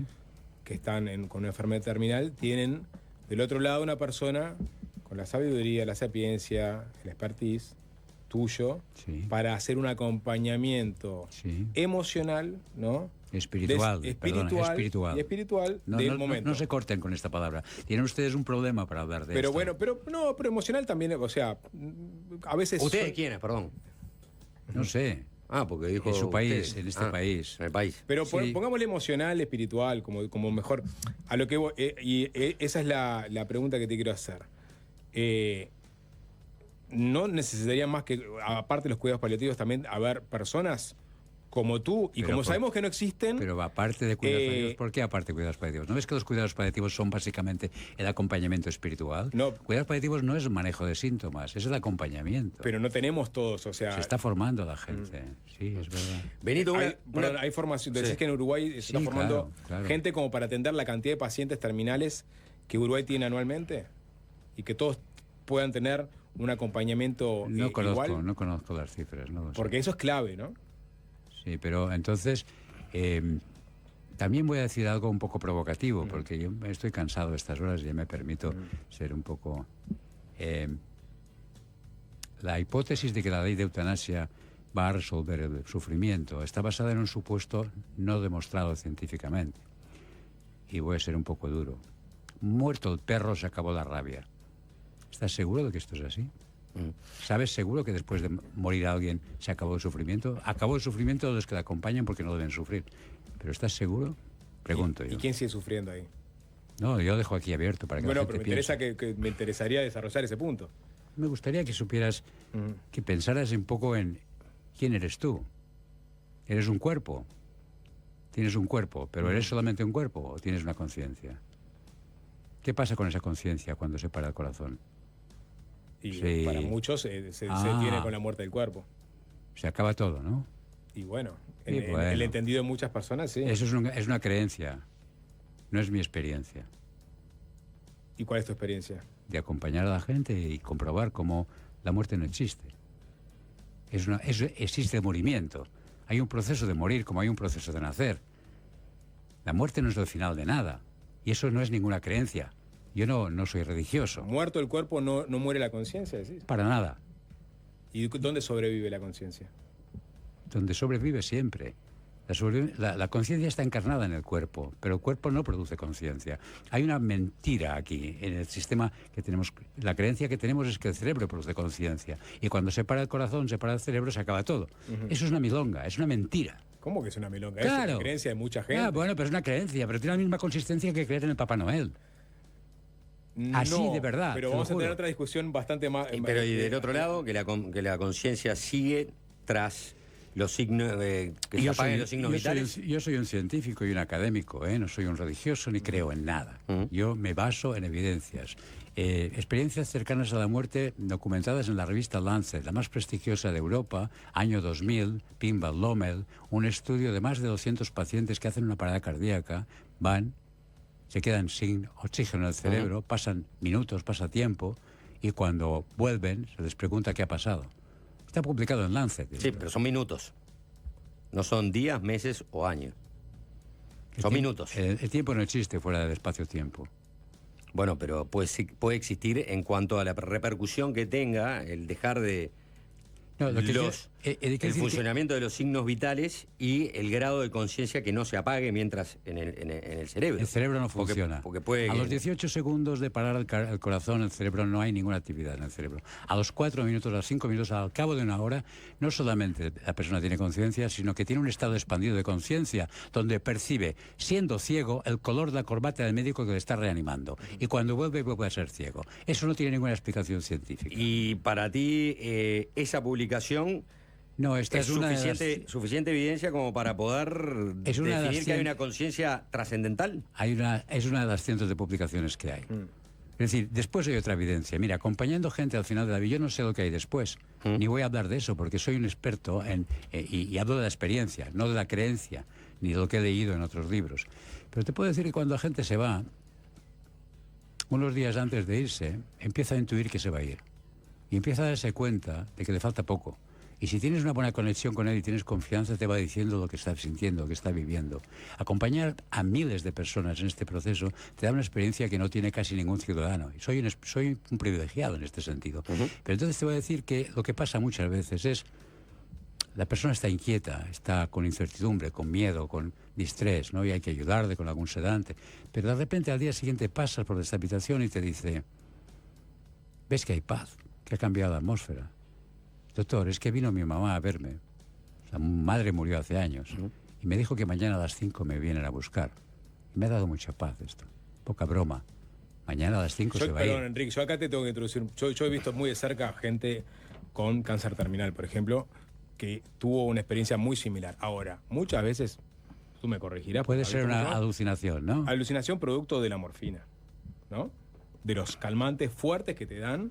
La vi en carne propia. Y muchas veces, no, mirá que no está teniendo una visión, está teniendo una alucinación propia de un sedante muy potente, producto de los opiáceos. Yo te estoy hablando de gente que no tiene ningún sedante, ninguna morfina. Y tengo bastante más experiencia que tú. Por eso lo mismo digo porque no hablaría así, sino o sea, lo que estoy intentando decir, por favor, no tengan tanto miedo. La muerte no existe, existe el murimiento y está bien organizado y lo cuidamos los de paliativos. Pongan recursos para ayudar a la gente a morir bien, porque cuando alguien se va bien, no solamente se va bien, sino que deja bien a los que quedan. Cuando tú tienes la suerte de acompañar a alguien que quieres y ves la experiencia del que se va, que te deja una paz que no habías experimentado, a ti te queda un recuerdo de que esto puede estar bien organizado y pierdes el miedo a la muerte porque te deja un legado experiencial, no ninguna creencia. Y eso está súper documentado. Entonces, yo lo siento mucho. Nadie se opone a eso, me parece, ¿no? No, es no un lo tema de sé. recursos en este momento.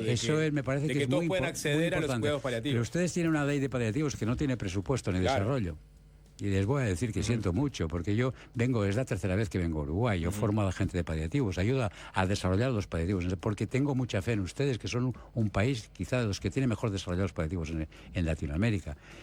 Pero que no tengan presupuesto y no tengan una dotación y no tengan recursos y no tengan formación específica en atención al sufrimiento es una lástima. Hay un tema que dimos como por sentado, que mencionaste el pasar, y que está bueno explicar también.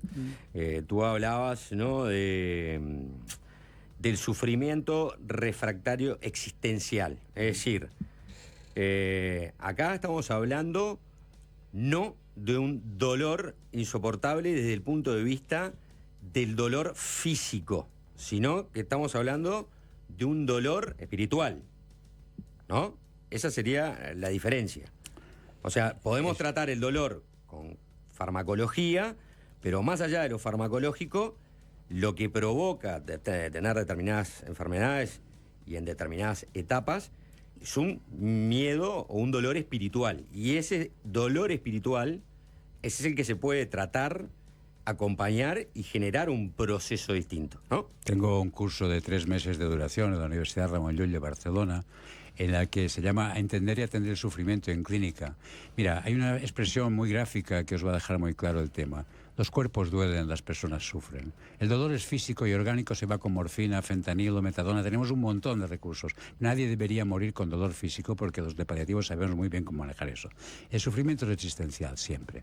Y no tiene nada que ver con dolor físico. Es decir, el dolor físico no controlado puede llegar a producir sufrimiento. Pero el sufrimiento es el distrés espiritual, emocional, existencial, ponle la palabra que quieras, de la persona que se encuentra delante de una situación límite. La situación del límite, según Karl Jaspers, el psiquiatra y filósofo, es un momento en tu vida en que te pasa algo que no habías previsto, que te cambia completamente la perspectiva de lo que te está pasando y que tú no puedes cambiar y tampoco puedes huir. Por ejemplo, se ha puesto enferma mi madre, veo que va a morir, y entonces yo me resisto a que esto ocurra y quiero hacer algo para evitar eso. El sufrimiento es la resistencia que yo pongo al fluir de la realidad de la vida.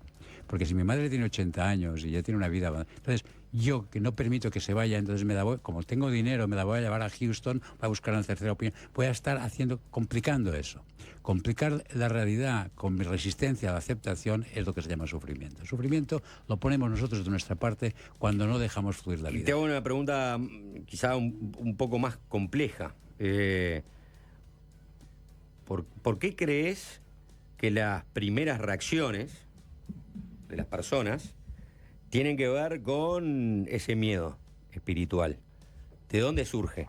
Yo no he dicho eso. No, yo pregunto. ¿Cuál es la pregunta? La pregunta es, una persona se le comunica, bueno, tienes una enfermedad terminal, te vas a morir en 8 meses, y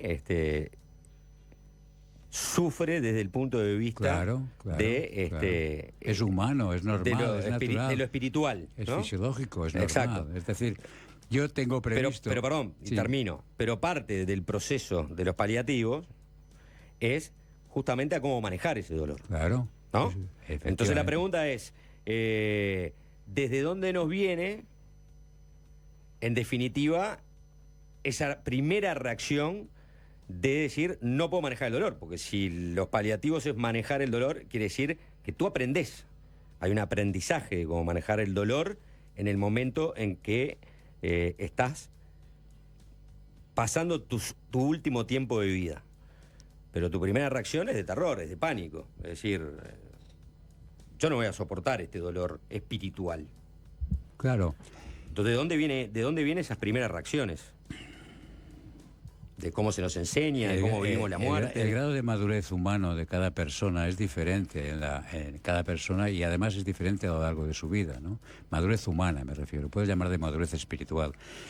Alguien que le pasa algo en su infancia y le pasa algo que hace sufrir, entonces tiene que elaborar eso, adquiere una experiencia humana que no tiene el que no ha pasado esto.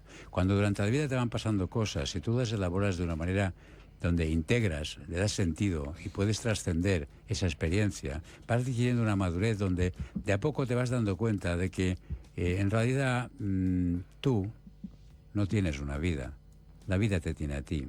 Es decir, tú tienes una conciencia y que te identifica. Si tú me preguntas quién soy, yo te digo, soy Enric. ¿Y qué haces? ¿Quién eres? Y digo, soy Enric, soy médico, soy varón, soy español, tengo 76 años. Todo eso son circunstancias temporales que tienen caducidad. Pero si yo he descubierto en mí, porque me he roto, porque he caído, porque he llegado a un momento de mi vida donde he descubierto un nivel de conciencia más profundo en mí mismo, te voy a decir que, bueno, soy la conciencia que sostiene este personaje, que se está expresando en forma de Enric, que está hablando ahora por la radio, pero que ese personaje tiene fecha de caducidad. Y si yo lo he descubierto antes... Mira, hay una frase que me gusta bastante, que dice, el que antes de morir muere, al morir no muere. ¿Tiene que ser con una experiencia dolorosa? ¿Tiene que ser una experiencia significativamente para descubrirlo antes? Es decir, en la vida hay dos formas de despertar al descubrimiento de quién eres realmente. Una es el sufrimiento y la otra es el discernimiento. Es decir, tú puedes ir evolucionando y descubrir cosas de ti, que yo soy diferente cuando tenía 5 años, 15, 20 o 30, ¿no? Entonces esa madurez humana te va llevando a una profundización en ti misma, que descubres que la muerte en realidad es un traspaso. No es un fracaso, ni es un desastre, ni es un absurdo, ni es un final de nada. Pero eso yo lo puedo decir experiencialmente por haber acompañado a cientos de personas. En realidad la gente, la mayoría, no acaba de verlo así y por eso tiene miedo. ¿Cuál es la primera reacción?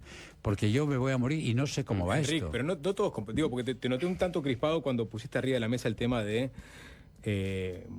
muerto el perro se acabó la rabia, es decir, no necesariamente muerto el cuerpo se acaba la conciencia o la conciencia puede sobrevivir. No, pero mucha gente, obviamente, nosotros no estamos lo suficientemente preparados, seguramente te va a controvertir ese postulado diciendo muerto el cuerpo, muerto el cerebro, muerta la conciencia. Y ahí se acabó y seremos punto final, comida para los gusanos. Y mucha gente convive muy bien con eso. Muy bien. ¿No? O sea, no le va a cambiar seguramente en el final de su vida el hecho de haber incorporado eso como una verdad, ¿no? O tú entendés que no busco verdades, busco descansar. Sí, o simplemente sé que, digamos, el cuerpo es finito, la conciencia es finita y nada, este es mi paso por este planeta. Perfecto. Pero tú entendés que, según tu mirada y tu experiencia, que lograr ese discernimiento, eventualmente darse cuenta de que la conciencia te trasciende, ¿te puede hacer, por ejemplo, mejor persona? ¿O en los últimos momentos de tu vida te puede llevar a una mejor muerte? Cuando estás conectado con la realidad que te sostiene, no te identificas con lo que te pasa, puedes dejar que fluya la realidad de una manera sin entrar en conflicto con ella, ¿no? Entonces yo creo que en realidad cada uno de nosotros tenemos una fuente de criterio, una fuente de dignidad, una luz interior, una conciencia que en mi modelo antropológico que hemos construido después de 20 años de estudiar estos temas, identificamos que la persona en realidad, en el fondo de su ser, es belleza, verdad, bondad, amor.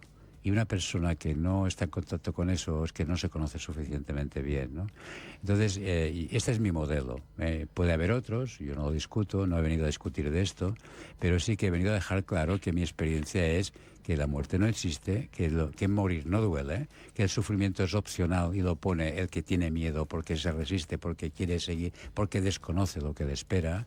Y, bueno, si queréis que os comparta mi experiencia, yo os quiero decir eso. Si tú me dices, bueno, el que quierais tal, pues aleluya, o sea, yo respeto todas las opciones. De todas maneras, cuando alguien me pregunta qué hay después, qué cree que pasará, qué hay después de la muerte, yo digo, en primer lugar, gracias por la buena opinión de mí que tienes y cree que yo lo sé, pero no tengo ni idea, honestamente.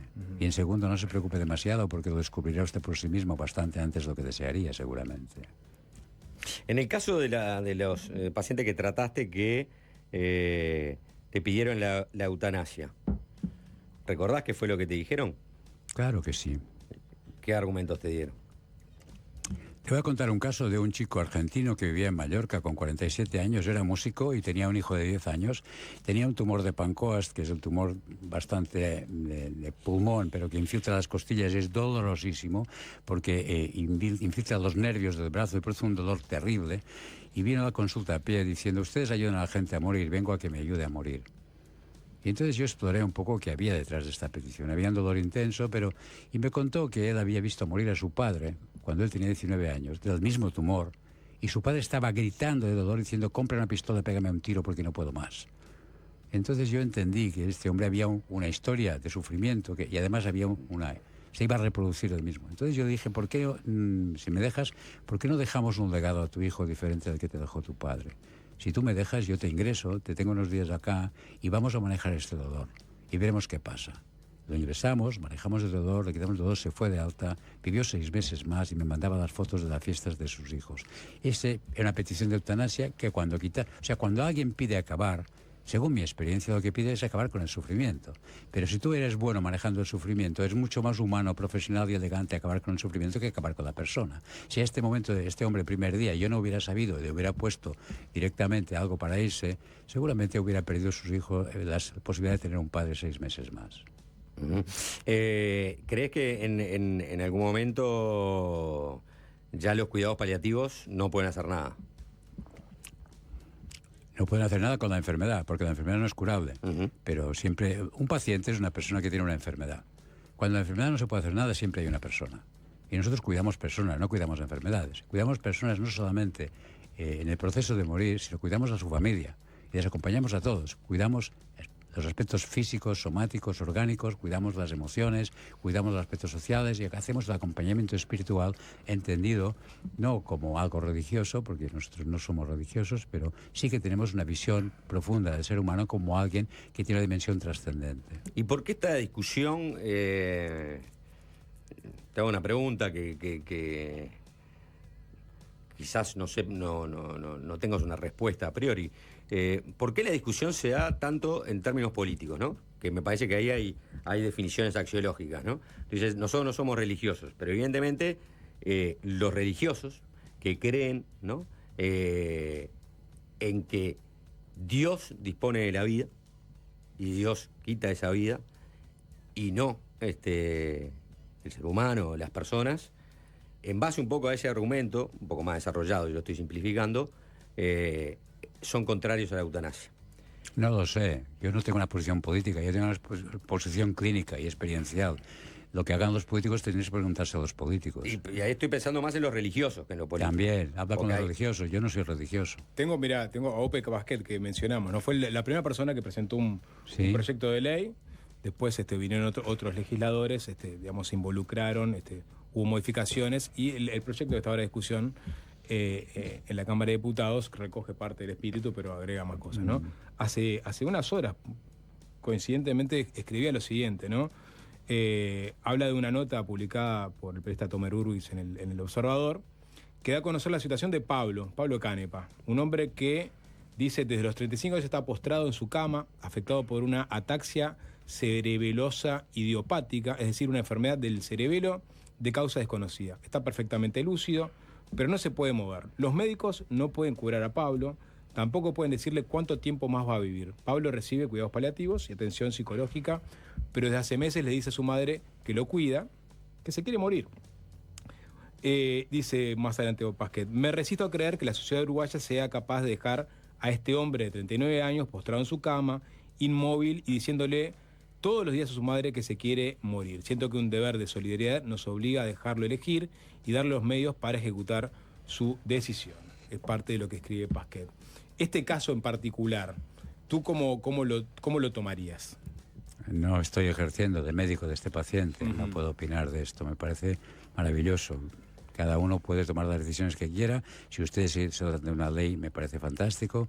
Yo no he venido a opinar sobre la ley de eutanasia en cuidados en Uruguay. Porque he venido a presentar una película y he venido a presentar un libro del que no hemos hablado, por cierto, y que lo recomiendo. Se llama El niño que se enfadó con la muerte. Y son historias de pacientes que he acompañado y que muestran un poco el proceso de acompañamiento. ¿Pero no te ayuda a hablar del libro este caso? No. De una persona que recibe cuidados paliativos, atención psicológica, de todas formas quiere morir. No me ayuda, ¿no? No. Hablabas de el discernimiento o el sufrimiento, ¿no? Como para obtener una experiencia espiritual fuerte con la cual puedas eventualmente aprender a manejar mejor el sufrimiento existencial, el dolor. En tu caso, el discernimiento puede venir obviamente por el tratamiento clínico, es decir, por haber atendido tantos pacientes. Pero ¿tuviste también la del sufrimiento en tu vida? O sea, ¿hubo un sufrimiento particular en tu vida que haya generado una suerte de despertar espiritual en relación a este tema? Te recomiendo que leas un libro muy bueno que se llama El niño que se enfadó con la muerte, escrito por Enrique Benito. Cuando me lo mande la editorial lo leo, claramente. Por favor. Porque ahí te explico precisamente, yo en un momento dado me doy cuenta que tenemos un compromiso y es mostrar a la gente eso que estoy diciendo. Las lecciones del libro son: morir es normal y es seguro, morir no duele, el sentido ayuda el proceso, ahí todo es verdad. Es muy interesante de acompañar porque ahí se caen las tonterías, la gente no saca el carnet del partido ni... acompañar tiene premio. Bueno, todas estas lecciones que están resumidas allá las intenté explicar de una forma no dando una lección de teoría, sino contando historias de pacientes que he vivido, que he acompañado, que son auténticas y que transforman. Cuando lees estas experiencias te da tienes el sabor de la autenticidad de lo que está pasando ahí. Pero antes quise explicar quién es este hombre que hace esto, porque de dónde ha salido este muchacho. Y el niño que se enfadó con la muerte lo tienes ahora delante con 76 años, que a los 10 años murió la persona más importante de su vida, que era mi abuelo. Mi casa era una casa un poco especial porque yo tenía un hermano con discapacidad intelectual profunda. Mi padre y mi madre estaban todo el día con mi hermano, porque no tenían que darle de comer a la boca y cambiar de pañal. Y murió ahora hace poco, a 74 años, ¿no? La persona que más me cuidaba era mi abuelo. Pero cuando yo tenía 10 años, él tuvo un cáncer y murió con un dolor terrible. Y cuando él murió, yo me indigné con la muerte, con sufrimiento, y decidí que esto no podía ser. Había que hacer algo. No sé cómo, porque en mi casa eran muy humildes, no tenía posibilidad de estudiar en la universidad. Pero acabé siendo médico, siendo oncólogo, y al final acabé en una crisis existencial a mis 45 años, brutal. Una noche oscura del alma, una depresión, un burnout, un sufrimiento que no te lo quiero ni contar, que ahora mismo no lo querría para nadie, pero ahora mismo no lo vendería por nada. Porque lo que yo pasé en esa época fue un cambio de nivel de conciencia que me llevó a otra experiencia, que no tiene que ver con religión, tiene que ver con expansión de conciencia, con comprensión de la realidad, con sabiduría, con compasión, con ternura, con amor. Y aquí decidí, con un par, a mis 45 años, dejar la oncología con una consulta privada, con una tesis doctoral publicada en Estados Unidos, con un currículum impresionante para empezar a trabajar en los bordes de la medicina donde ahí no hay éxito, sino que se mueren todos. Para empezar a construir todo un conocimiento académico para enseñar a los demás cómo hacer eso. Yo he aprendido, pero ¿sabes de quién? Los maestros han sido los enfermos que he acompañado, no los profesores ni los libros. Pero también he tenido que vaciar las tradiciones de sabiduría, saber qué dicen los Upanishads, Lao Tse, Confucio, Buda y también el taoísmo, el hinduismo, el cristianismo, y desde allí descubrir cómo nuestra naturaleza esencial está descrita en todas las tradiciones. Esto que estoy explorando ya está descrito, pero yo además tengo un laboratorio de investigación maravilloso, que son 300 personas que mueren cada año en mi hospital, que yo, si no soy tonto y me acerco, me enseñan algo que no había aprendido. Y ahora siento la obligación de compartir esa experiencia, y por eso escribí el libro, y he publicado más de 100 artículos médicos que están en revistas de peer review, para mostrar que esto está bien organizado. No tengan miedo, por favor.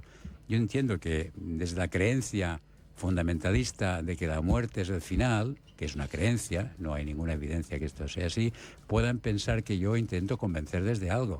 Pero les aseguro que no, me da igual lo que ustedes piensen. Hagan la ley que les dé la gana. Pero yo tengo que decir lo que siento que tengo que decir, porque soy coherente conmigo mismo y no puedo venir aquí a negociar nada. Tengo que decir, yo, mi experiencia es esta. No se la crean, lean el libro y juzguen ustedes mismos. Pero también les voy a decir otra cosa más. Si tienen a alguien que se muere y es alguien querido y cercano, sean valientes, acérquense, pongan su miedo entre paréntesis y piensen que el amor de estar ahí, acompañarles, les va a dar un regalo que no esperan. Enrique, para terminar, esta experiencia tuya que compartís y que se convierte, si se quiere, en un tratamiento también, ¿no? Un tratamiento para el buen morir. ¿Cómo se puede replicar a nivel de sistemas sanitarios? ¿Es escalable? Claro, claro. Llevamos 20 años trabajando en España. En la Sociedad Española de Cuidados Paliativos tenemos un grupo de espiritualidad que no tiene que ver con religión, lo vuelvo a decir, porque sé que en este país, en el proyecto de ley de paliativos, la palabra espiritualidad estaba incluida y alguien la retiró. Yo pensé, esta persona no sabe que él es espiritual, es un ignorante de sí mismo que ha quitado esta palabra. Pero quiero decir, insisto en eso, porque me parece que tienen ustedes un sesgo importante, que se están perdiendo una parte importante de su propia vida, ¿vale? Entonces, nosotros creamos ese modelo, creamos todo ese material, hemos publicado muchísimos artículos.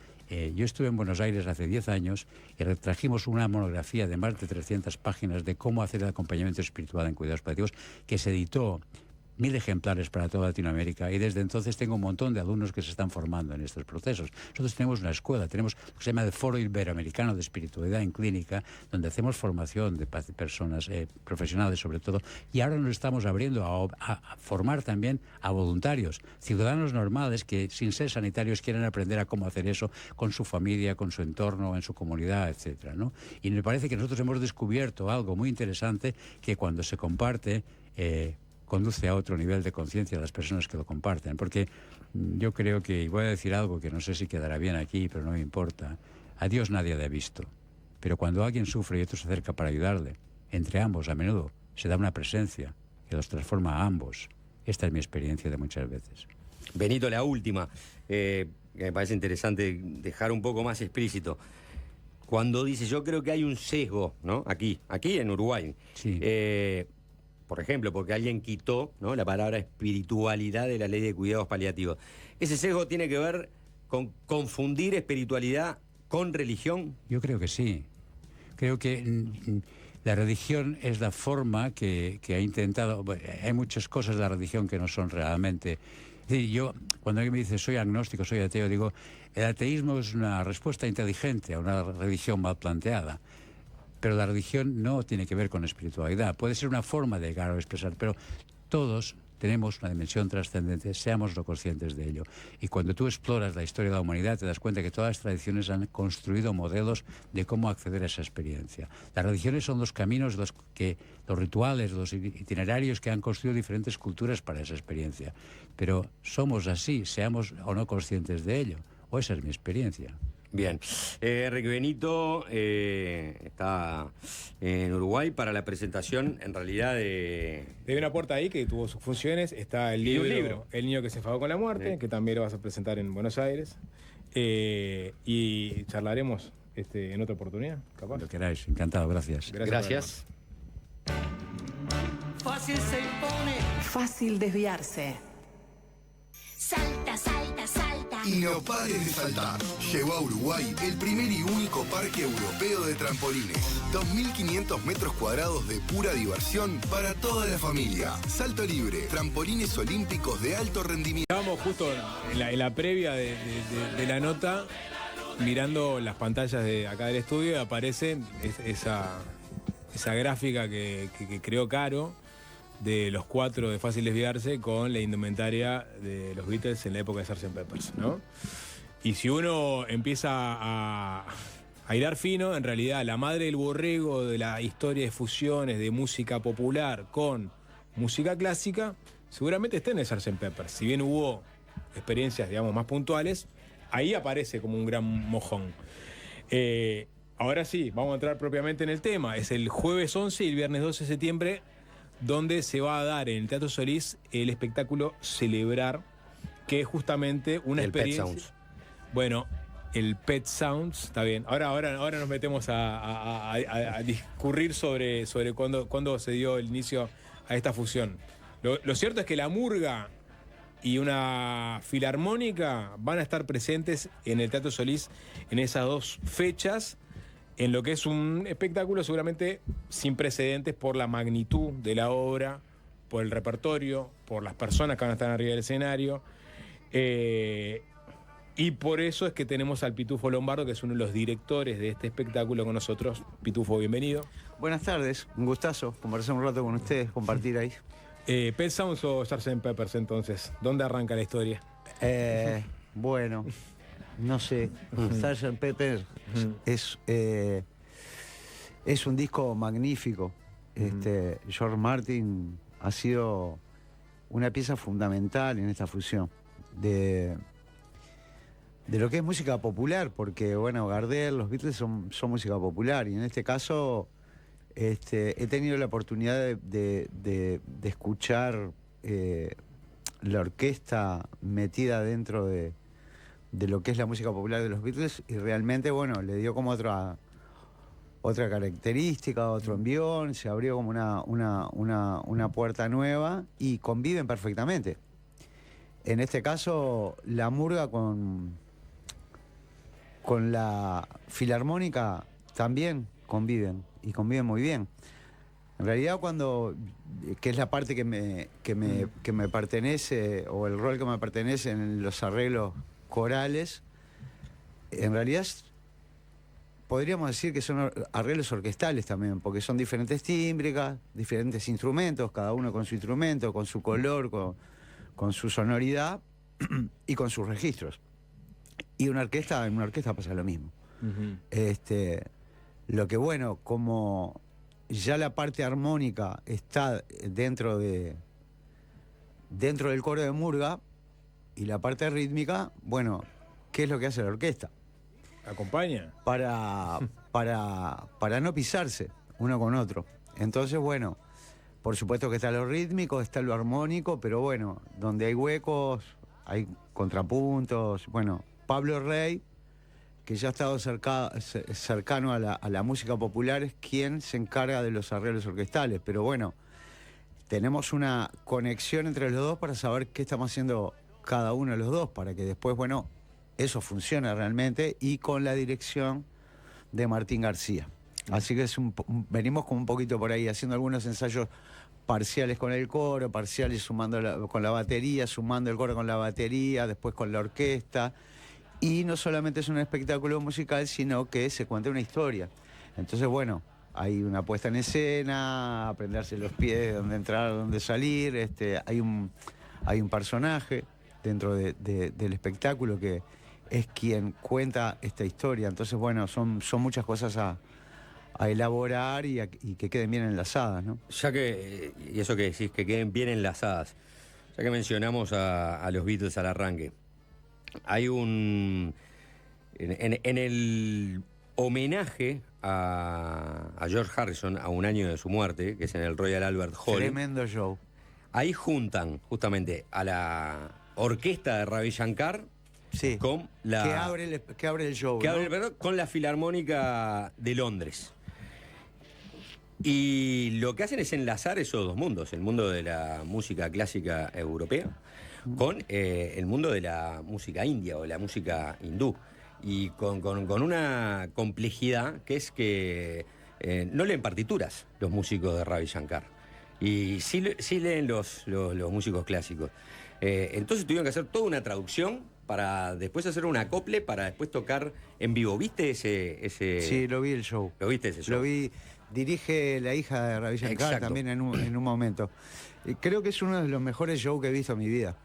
Me hubiese gustado verlo en vivo. Y bueno, lo que suena, el sonido en vivo es espectacular y bueno, participa mucha gente también, ¿no? Sí.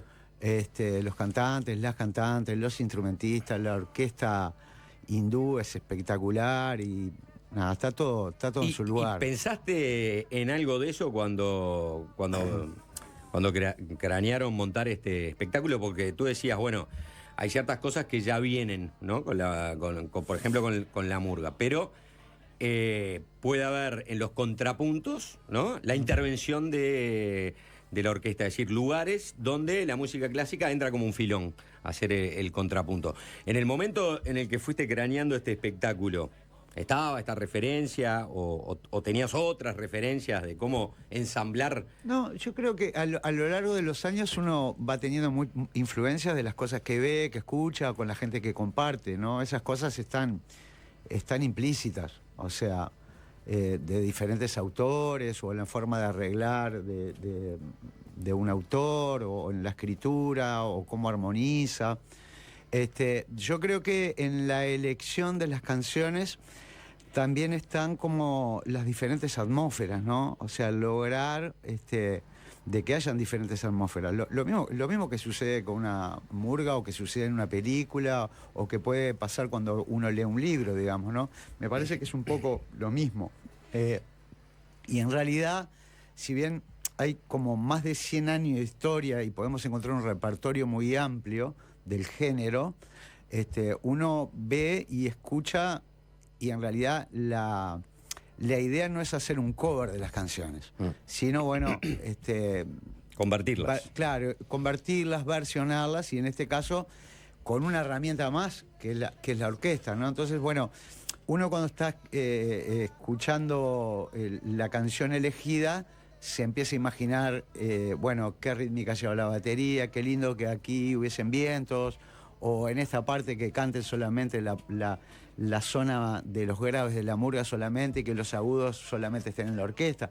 Esas cosas uno las va como imaginando un poco, lo que pasa que después se plantean en el papel, pero después se ponen en la cancha. Y ahí es donde está la verdad, ¿no? O sea, ahí es donde ves si ese arreglo realmente rinde o no rinde, digamos. Claro, ¿no? una cosa es lo que está en tu cabeza y después cómo se traduce eso a la realidad. Claro, exactamente. Porque hay experiencias fallidas también de ensamblar ciertos géneros con la música, digamos, clásica o música sinfónica o una filarmónica. Sí, porque a veces capaz que no hay tiempo de ensayo o justamente porque no hay ese ensayo de error, ¿no? Y capaz que queda totalmente disonante una cosa con la otra. Sí, en mi caso y en el caso de Martín, que es el director de la orquesta, estamos en permanente comunicación con quien es el arreglador orquestal, porque él tiene que estar al tanto de lo que yo estoy pasando y yo tengo que estar al tanto de lo que él está haciendo. Lo que pasa es que, bueno, es un trabajo minucioso y ver qué funciona y qué no funciona. Lo mismo sucede cuando se arma un coro de una murga. O sea, hay muchas veces que uno va con el arreglo pensado o escrito y lo pone ahí y después ese arreglo va mudando, va modificando. A veces no, a veces es lo que estuvo escrito en la partitura. Ahora, lo que pasa es que en la partitura hay una parte. Hay otra parte que no está en la partitura. Por más que haya señales o símbolos que digan forte o que digan increscendo o ralentando, hay cosas que están en la interpretación del músico en el momento. Porque y en la dirección también. Y en la dirección va a haber una batuta, va a haber un director de la filarmónica y un director del coro. Exacto, cómo se transmite ese arreglo. Cómo se transmite para la interpretación, no solamente musical, sino que estamos hablando de que hay lenguaje, está el lenguaje, está la palabra es muy importante. Entonces, bueno, ¿cómo transmitir ese arreglo por un lado? Y por otro lado, bueno, el instrumento yo considero, tanto la voz, el instrumento voz, en realidad forma parte de nuestro cuerpo, pero otro instrumento me parece que es la continuación también de nuestro cuerpo. Entonces, bueno, esa parte no está en la partitura.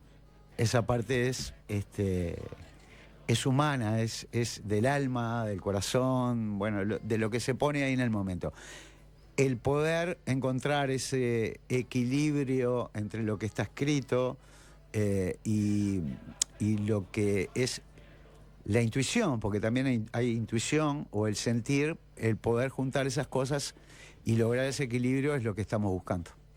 Y el lenguaje de una orquesta clásica, ¿no? Es un lenguaje que pueda amoldarse a todo.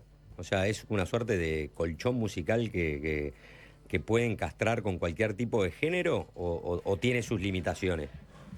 Yo creo que sí, que puede encastrar, pero bueno, hay que ver la forma, de qué forma, en qué lugar. Porque vos tenés un rango de sonoridad muy amplia y timbres muy, muy diferentes, ¿no? O sea, estamos hablando de cuerdas más agudas, de cuerdas más graves, vientos, alguna percusión también. Entonces, bueno, ¿qué es lo que le queda a la música? A esa música que uno eligió. Dentro de qué género está y qué es lo que le puede aportar, en este caso, la orquesta, ¿no? Pitufo, tenemos una tanda cortita, ¿te parece? Hay un repertorio, como decías vos, es un repertorio que la gente se va a desayunar ahí. Exacto. De que va, pero que es un repertorio que imagino que tiene que hilvanar una historia, entonces tendrá, digamos, puntos de contacto.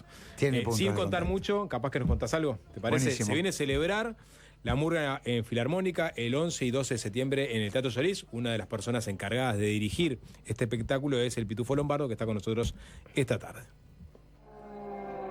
Es fácil desviarse. Seguimos hablando con el Pitufo Lombardo a propósito de este espectáculo, se llama Celebrar. Va a ser, es la Murga en Filarmónica, en realidad ese es el concepto, es la Murga con la Filarmónica de Montevideo. Cuando hablamos de la Murga, bueno, vamos a ver después qué nenes están ahí en esa Murga. Por lo pronto, el espectáculo, como decía Pitufo, trata de eso, ¿no? Trata de una historia, por un lado, trata de ensamblar dos mundos, de la Murga con la música clásica, si se quiere, en sentido más amplio. Y también es un gran desafío con repertorio ya existente y algunas incorporaciones nuevas, ¿es así? Sí, música persistente dentro del carnaval y fuera del carnaval. Ya que, bueno, podemos decir que vemos el género virgen en el carnaval y después lo que, entre comillas, fue un logo que apareció por ahí hace un tiempo, que es la Murga Canción. Va a aparecer algo por ahí también. Y se compusieron un par de piezas específicamente para determinadas zonas del espectáculo, en texto y en música. Eso es un poquito lo que va a pasar musicalmente.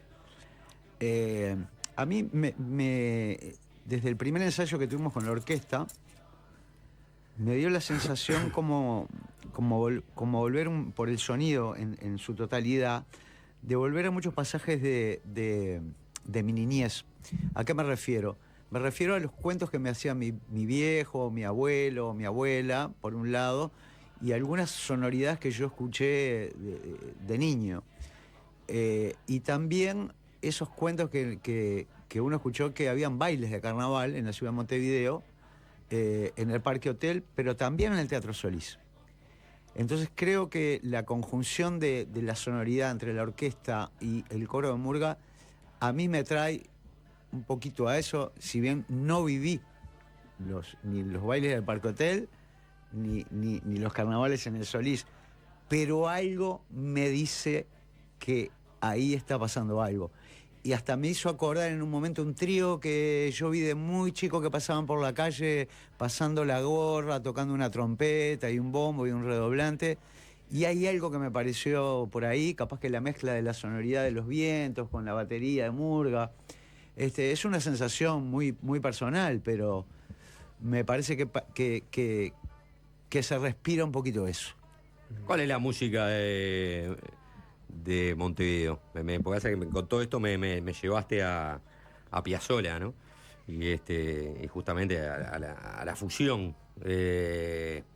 Y a la famosa respuesta de Piazzolla, que cuando le preguntaban qué música hacía, él decía: yo, música de la ciudad de Buenos Aires. ¿Cuál es la música de la ciudad de Buenos Aires? El tango. Yo hago tango. Si vos tuvieras que pensar cuál es la música de Montevideo, ¿a qué música remitís? A la ciudad misma y es una mezcla también de diferentes influencias. De la milonga. La milonga está dentro de la murga. La murga se tocaba en 2/4 antes, en compás de 2/4. Murga madre es una murga en 2/4 y es una milonga. Las guitarras son milongas. Y está la música negra, está el candombe. Muy fuertemente está el candombe. Las rítmicas cantadas de una murga son candomberas. La batería, la instrumentación son instrumentos europeos, pero lo rítmico proviene de lo negro. Es más, en las primeras décadas de las murgas, 20, 30, había mucho tocador negro en las baterías de murga. Cantantes también, cantores. Pero en la parte rítmica había mucho negro tocando. Está la milonga, está el tango, el candombe, la murga, la milonga. Todo eso está mezclado y conviven. Murga madre va a estar, vamos a decirlo. ¿O no?